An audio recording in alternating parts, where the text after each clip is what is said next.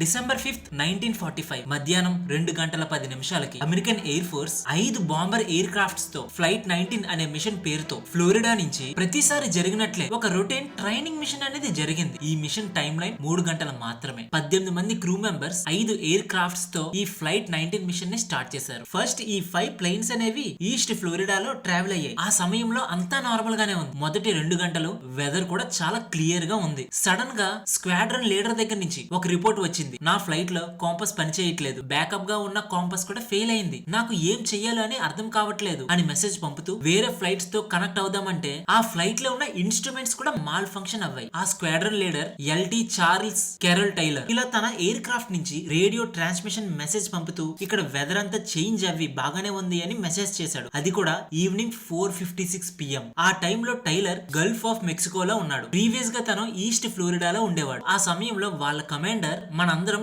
East వెళ్తే మన ఇంటికి వెళ్తాం, సో అందుకే మనందరం ఈస్ట్ వైపే మూవ్ అవుదామని ఆర్డర్ చేశాడు. కానీ కొంతమంది క్రూ మెంబర్స్ కి తెలియంది ఏంటంటే వాళ్ళలో కొంతమంది ఈస్ట్ ఫ్లోరిడాలో కూడా ఉన్నారు. అలా ఈస్ట్ వైపు వెళ్ళిన ఈ క్రూ మెంబర్స్ కొంతసేపటి తర్వాత వాళ్ళు వెస్ట్ వైపు వెళ్తే వాళ్ళ ఇంటికి వెళ్ళొచ్చు అని తెలుసుకున్నాడు. ఇలా తెలుసుకున్న టైంకే ఫ్లోరిడా నుంచి 370 కిలోమీటర్ల దూరం వెళ్లిపోయారు. సాయంత్రం 7:04. టైలర్ దగ్గర నుంచి ఒక లాస్ట్ మెసేజ్ వచ్చింది. ఈ మెసేజ్ తర్వాత ఆ ప్లేన్ తో పాటు మిగిలిన 4 ఎయిర్ క్రాఫ్ట్స్ కూడా కనిపించకుండా మాయమైపోయాయి. ఇప్పటికి కూడా అవి ఎక్కడికి వెళ్ళాయో ఏమయ్యాయో అని ఎవ్వరికీ తెలియదు. ఇది తెలుసుకున్న యుఎస్ గవర్నమెంట్ ఈ కనిపించకుండా పోయిన ఫ్లైట్ 19 మిషన్స్ యొక్క ఫ్లైట్స్ ఎక్కడ ఉన్నాయో అని తెలుసుకోవడం కోసం ఒక సెర్చ్ రెస్క్యూ ఆపరేషన్ కూడా మొదలు పెట్టారు. ఈ ఆపరేషన్ లో ఒక మిరైన్ ఎయిర్ క్రాఫ్ట్ లో 13 మంది క్రూ మెంబర్స్ ఈ తప్పిపోయిన ఫ్లైట్స్ ని కనిపెట్టడానికి వెళ్లారు. కానీ ఇక్కడ ట్విస్ట్ ఏంటంటే ఎవరైతే ఈ 13 మంది క్రూ మెంబర్స్ వెతకడానికి వెళ్లారో ఆ ఎయిర్ క్రాఫ్ట్ కూడా కనిపించకుండా పోయింది. సో ఫస్ట్ లో ఫ్లైట్ 19 మిషన్ లో ఉన్న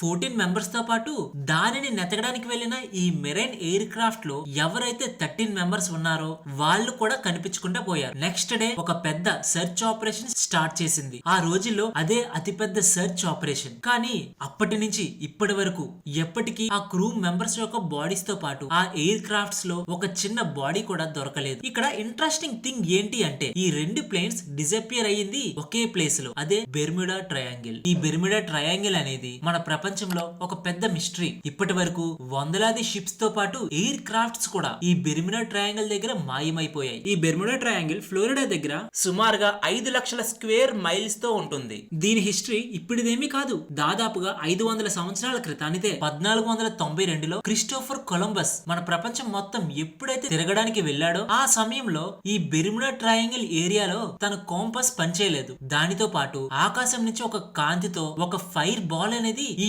ఓషన్ లో కలిసిపోయిందని చాలా మందికి క్రిస్టోఫర్ కొలంబస్ చెప్పాడు. కొన్ని సంవత్సరాల తర్వాత దీనికి చాలా పేర్లు పెట్టారు. The graveyard of Atlantica, the sea of doom, Sargasso graveyard, ఇలా 18th సెంచరీ నుంచి 19th సెంచరీ వరకు చాలా పేర్లు అనేవి పెట్టారు. ఫైనల్ గా 1964 లో దీనిని బెర్ముడా ట్రయాంగిల్ అని పిలవడం స్టార్ట్ చేశారు. ఈ బెర్ముడా ట్రయాంగిల్ గురించి ఎరిగోసి అనే మ్యాగజైన్ లో వాన్సిన్ హెచ్ గదీస్ అనే రైటర్ ఈ బెర్ముడా గురించి ఏం రాశాడో తెలుసా? The deadly Bermuda triangle. First time listening అని ఈ బెర్ముడా ట్రయాంగిల్ లో జరిగిన చాలా ఇన్సిడెంట్స్ అనేవి రాశాడు. ఆ ఇన్సిడెంట్స్ అన్ని కేవలం మిస్టరీ మాత్రమే. ఆ ఇన్సిడెంట్స్ అన్నిటికి ఎక్స్ప్లెనేషన్ ఉంది కానీ అవి ఎలా అవ్వాయి, ఎందుకు అవ్వాయి అని మాత్రం ఎక్కడా లేదు. ఆ రోజుల్లో ఇది చాలా పాపులర్ అవడంతో దీనిపై బుక్స్ కానివ్వండి, మూవీస్ కానివ్వండి, కంప్యూటర్ గేమ్స్, ఆఖరికి ఈ బెర్ముడా ట్రయాంగిల్ పై పాటలు కూడా పాడారు. 1918 లో బెర్ముడా ట్రయాంగిల్ దగ్గర మరొక భయంకరమైన ఇన్సిడెంట్ జరిగింది. అదే యుఎస్ఎస్ సైక్లోప్స్. 1918 లో యుఎస్ కి చెందిన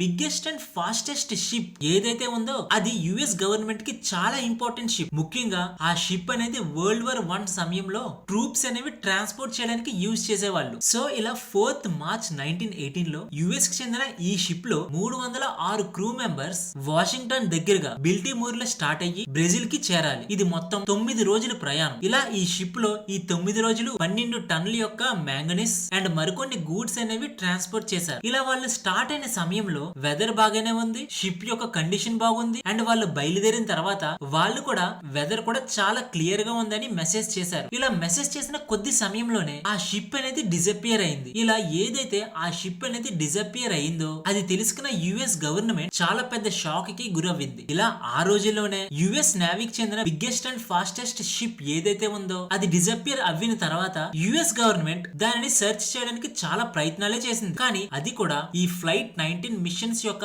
ఎయిర్ క్రాఫ్ట్స్ లానే ఎక్కడా దొరకలేదు. ఈ సంఘటన కూడా బెర్ముడా ట్రయాంగిల్ లోనే జరిగింది. ఇదే కాదు, మరొక ఇన్సిడెంట్. ఫ్రెండ్స్, ఇప్పటి వరకు మన వీడియోని చూస్తున్నారంటే మన వీడియో మీకు నచ్చే ఉంటుంది. మన వీడియోని ఖచ్చితంగా లైక్ చేసి మన ఛానల్ ని సబ్స్క్రైబ్ చేయడం మర్చిపోకండి. 1981 లో 210 క్రూ మెంబర్స్ తో లండన్ నుంచి న్యూయార్క్ కి ఎలిన్ ఆస్టిన్ అనే షిప్ నేమ్ తో ఒక షిప్ అనేది బయలుదేరింది. ఇలా వెళ్తున్న సమయంలో దారి మధ్యలో బెర్ముడా ట్రయాంగిల్ దగ్గర ఎలిన్ ఆస్టిన్ షిప్ వాళ్ళు ఒక ఎంప్టీ బోట్ ని చూశారు. ఎటువంటి హ్యూమన్స్ లేరు అండ్ షిప్ మొత్తం ఖాళీగా ఉంది. ఎలిన్ ఆస్టిన్ షిప్ యొక్క కమాండర్ ఆ షిప్ లో ఏముందో అని తెలుసుకోవడం కోసం ఆ షిప్ దగ్గరే దాదాపుగా 2 రోజులు వెయిట్ చేశాడు. ఆ 2 రోజులకి తనకి ఏమీ తెలియకపోవడంతో వాళ్ళ దగ్గర ఉన్న క్రూ మెంబర్స్ ని ఆ షిప్ లోకి వెళ్లి చూడమన్నాడు. కానీ వాళ్ళకి ఉన్న భయం ఒక్కటే, వీళ్ళ దగ్గర హైలీ ఎక్విప్మెంట్ గూడ్స్ ఉన్నాయి. బహుశా ఆ షిప్ లో ఎవరైనా పైరేట్స్ ఉంటే మన షిప్ ని హైజాక్ చేస్తాడు ఏమో అని భయపడ్డారు. కానీ అదేమీ జరగలేదు. ఎప్పుడైతే ఈ క్రూ మెంబర్స్ ఆ ఎంటీ షిప్ లోకి వెళ్లారో అప్పుడు ఆ 2 షిప్స్ తో వాళ్ళు ప్రయాణం సాగనింపారు. ఇలా స్టార్ట్ అయిన కొద్ది క్షణాల్లోనే పెద్ద తుఫాన్ వచ్చి 2 షిప్స్ సపరేట్ అవ్వాయి. ఇలా సపరేట్ అయిన తర్వాత ఆ కమాండర్ రెండవ షిప్ ఎక్కడ ఉందని చూస్తే కొద్ది దూరంలోనే ఉంది అని చూసి దాని దగ్గరికి వెళ్తే ఏం జరిగిందో తెలుసా? అప్పటి వరకు ఆ షిప్ లో ఎవరైతే వాళ్ళ క్రూ మెంబర్స్ ఉన్నారో వాళ్ళు అంతా డిజపియర్ అయిపోయారు. మేబీ ఈ తుఫాన్ లో ఆ క్రూ మెంబర్స్ కిందన పడిపోయారేమో అని అనుకొని మరికొంతమందిని పంపి తీసుకువచ్చాడు. సెకండ్ టైం కూడా సేమ్ రిపీట్. తుఫాన్ వచ్చింది, 2 షిప్స్ అనేవి సెపరేట్ అయిపోయాయి, పీపుల్స్ అనే వాళ్ళు డిజపియర్ అయిపోయారు. ఇదంతా జరిగిన వెంటనే ఈ ఎలెన్ ఆస్టిన్ షిప్ ఓనర్ భయపడి ఈ షిప్ ని జర్మనీ కంపెనీకి అమ్మేశాడు. అది కూడా ఈ షిప్ మెటా అనే పేరు మార్చి మరి. రీసెంట్ గా ఫేస్బుక్ పేరు మెటా ఎలా మార్చారో అలానే. బట్ ఇక్కడ క్వశ్చన్ అంతా ఏంటంటే ఇప్పటి వరకు జరిగిన ప్రతి ఇన్సిడెంట్ ఒక స్టోరీ గానే ఉంది కానీ ఎటువంటి ప్రూఫ్స్ కూడా లేవు. ఎవ్వరు వెరిఫై కూడా చేయలేకపోయారు. సో ఇవన్నీ మనం ఒక స్టోరీగా అనుకోవచ్చు. కానీ కొంతమంది మాత్రం ఏం బిలీవ్ చేస్తారంటే ఈ బెర్ముడా ట్రయాంగిల్ దగ్గర చాలా థియరీస్ ఉన్నాయి. కొంతమంది ఈ ఏరియాలో ఏలియన్స్ వస్తాయని, ఈ ఏలియన్స్ అనేవి వాళ్ళ స్పేస్ క్రాఫ్ట్ నుంచి వచ్చి అక్కడ ఉన్న క్రూ మెంబర్స్ ని తీసుకువెళ్లిపోతాయని అనుకుంటే, మరికొంతమంది ఆ ఏరియాలో ఒక జైంట్ మాన్స్టర్ ఉంది అని, ఆ ఏరియా ఎవరు వెళ్ళినా షిప్ లో ఉన్న క్రూ మెంబర్స్ ని ఓషన్ లోపలికి తీసుకువెళ్లిపోతది అని ఇలా చెప్పుకుంటూ వెళ్తే దీని రిలేటెడ్ గా చాలా థియరీస్ ఉన్నాయి. కానీ ఏవి ప్రూవ్ అవ్వలేదు. కానీ ఏమి ప్రూవ్ అవ్వలేదు కదా. బెర్ముడా ట్రయాంగిల్ ఓన్లీ మూఢనమ్మకమేనా? ఒకవేళ మూఢనమ్మకం అయితే ఈ వందలాది షిప్స్ మరియు ఎయిర్ క్రాఫ్ట్స్ ఎలా మాయమైపోయాయి? అది కూడా ఆ బెర్ముడా ట్రయాంగిల్ దగ్గరలోనే. దీనికి నేను 5 రీజన్స్ చెప్తాను, వినండి. First, magnetic poles. మనందరికీ తెలుసు మన భూమిపై north pole and south pole ఉంటుంది అని. కానీ ఈ నార్త్ పోల్ లో కూడా 2 ఉంటాయి, magnetic north pole, actual north pole. ఈ రెండు కొంచెం డిఫరెన్స్, కానీ ఈ పోల్స్ అనేవి దగ్గరగానే ఉంటాయి. ఈ magnetic north pole and geographical north pole అనేవి ఇమేజెస్ లో క్లియర్ గా చూడొచ్చు. ఈ 2 పోల్స్ కొంచెం డిఫరెన్స్ ఉన్నప్పటికీ మన ప్రపంచంలో కొన్ని ప్లేసెస్ లో ఈ 2 మ్యాగ్నెటిక్ పోల్స్ అనేవి ఒక్క దగ్గరే ఉన్నట్లు యాక్ట్ చేస్తాయి.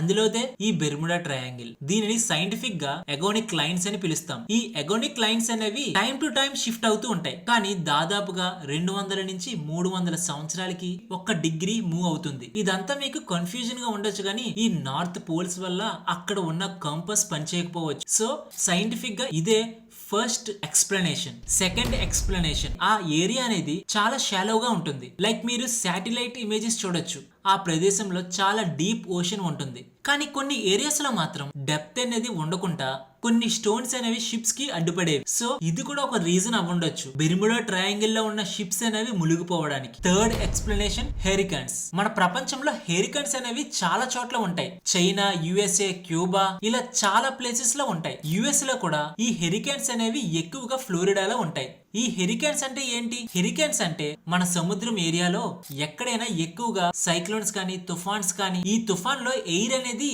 70 to 80 kilometres per mile speed లో గానీ తుఫాన్ వస్తే వాటినే హెరికేన్స్ అంటారు. సో ఈ హెరికేన్స్ రావడం వల్ల పైన వెళ్తున్న ఎయిర్ క్రాఫ్ట్స్ కానివ్వండి, షిప్స్ కానివ్వండి, సముద్రంలో మునిగిపోయే అవకాశాలు ఉంటాయి. సో ఇదే third explanation. Next, fourth explanation, methane hydrates. ఆస్ట్రేలియాకి చెందిన ఒక సైంటిస్ట్ ఒక ఎక్స్పెరిమెంట్ ని చేశారు. ఎప్పుడైతే వాటర్ లో డెన్సిటీ అనేది తగ్గుతుందో అప్పుడు మెటీరియల్ అనేది మునిగిపోతుంది. ఒకవేళ డెన్సిటీ ఎక్కువైతే బాడీ అనేది తేలుతుంది అని మనందరికీ తెలుసు. ఫర్ ఎగ్జాంపుల్, ఒక వాటర్ లో సాల్ట్ ఎక్కువ వేశారనుకోండి, ఆ వాటర్ లో డెన్సిటీ అనేది ఎక్కువ ఉండడంతో మనం దానిలో మునిగితే మనం ఎక్కువగా ఫ్లోట్ అవుతాం. Example, Dead Sea. మీరు ఇంటర్నెట్ లో చాలా వీడియోస్ చూసే ఉంటారు. డెడ్ సీ లో ఎవరైనా మునిగితే కిందకు వెళ్లకుండా కేవలం ఫ్లోటే అవుతారు. దీనికి రివర్స్ ఈ మీథేన్ ఎక్స్పెరిమెంట్. ఆస్ట్రేలియాకి చెందిన ఒక సైంటిస్ట్ ఒక షిప్ బొమ్మని పైన పెట్టి కింద నుంచి మీథేన్ గ్యాసెస్ ని పంపించారు. ఇలా పంపించిన టైంలో ఆ షిప్ అనేది కిందకి సింక్ అవుతూనే ఉండేది. ఆ ఎక్స్పెరిమెంట్ కి ఈ బెర్ముడా ట్రయాంగిల్ కి లింక్ ఏంటి అని మీరు అనుకోవచ్చు. ఓషన్స్ కిందన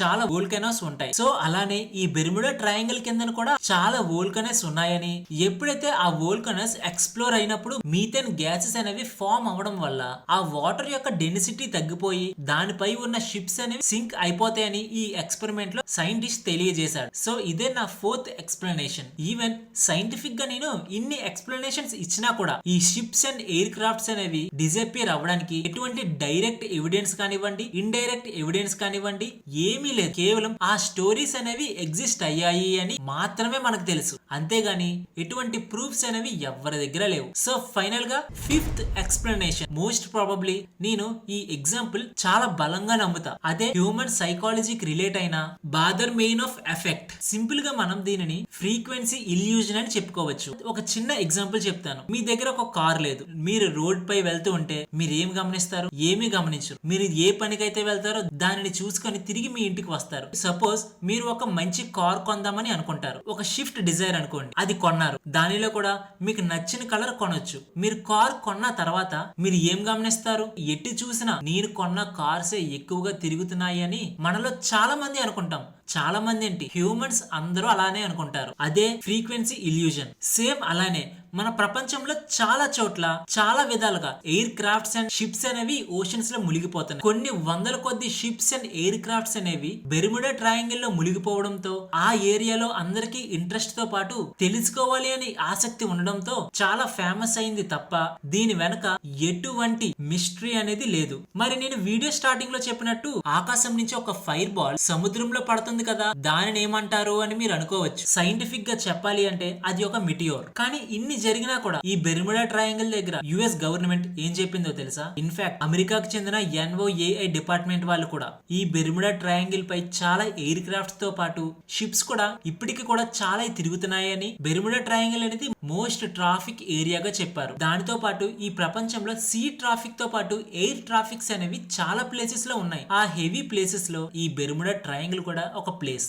సో అందుకే ఇన్ని వేల కొద్ది ట్రాన్స్పోర్ట్ జరుగుతున్న సమయంలో కొన్ని వందల కొద్ది షిప్స్ అనేవి మునిగిపోతున్నాయి. ఒకసారి హెరికన్స్ రావడంతో, మరొకసారి వాల్కనోస్ నుంచి మీథేన్ రావడంతో, ఇలా కొన్నిసార్లు కొన్ని విధాలుగా కొన్ని షిప్స్ అనేవి మునిగిపోవడంతో మనం ఈ ఏరియాని ఒక స్పెషల్ ఏరియాగా మనం ట్రీట్ చేస్తున్నాం తప్ప ఈ ఏరియాలో ఎటువంటి మిస్టరీ కూడా లేదు. ఇది ఫ్రెండ్స్ మన వీడియో మీకు ఎలా అనిపించింది? మన వీడియో కానీ మీకు నచ్చినట్లయితే మన వీడియోని లైక్ చేసి మన ఛానల్ ని సబ్స్క్రైబ్ చేయడం మర్చిపోకండి.